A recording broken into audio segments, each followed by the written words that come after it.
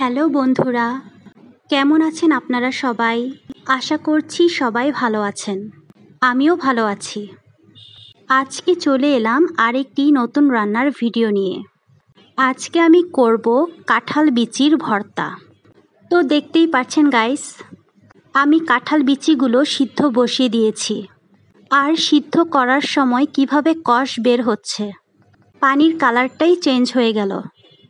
তো আমি খুব ভালোভাবে কাঁঠাল বিচিগুলো সিদ্ধ করে নিচ্ছি, এগুলো ঠান্ডা করে নিব। এবার আমি ব্লেন্ডার জার নিয়ে নিলাম, সিদ্ধ করা বিচিগুলো দিয়ে দিব। আর এদিকে আমি কিছু ভর্তার উপকরণ নিয়ে নিয়েছি। এখানে রয়েছে শুকনো মরিচ, কাঁচা মরিচ এবং রসুন। অনেকটা পরিমাণে রসুন আমি টেলে নিয়েছিলাম, আর শুকনো মরিচগুলো ধুয়ে ভিজিয়ে রেখেছিলাম। তো এখন সব কিছু একসাথে ব্লেন্ড করে নিব। আমার ব্লেন্ড করা হয়ে গেছে।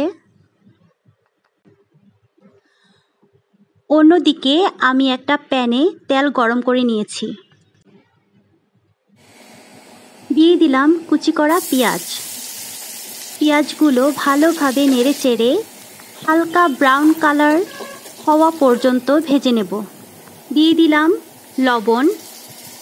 এখন দিয়ে দিচ্ছি ব্লেন্ড করা কাঁঠালের বিচি। এখন ভালোভাবে নেড়েচেড়ে তেলের সাথে মিশিয়ে নেব।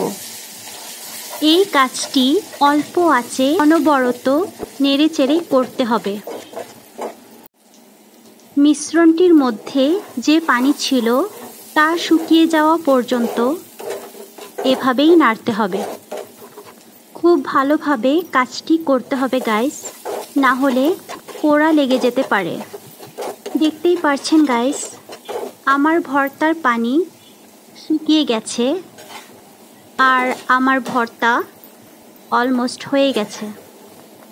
এই যে দেখুন।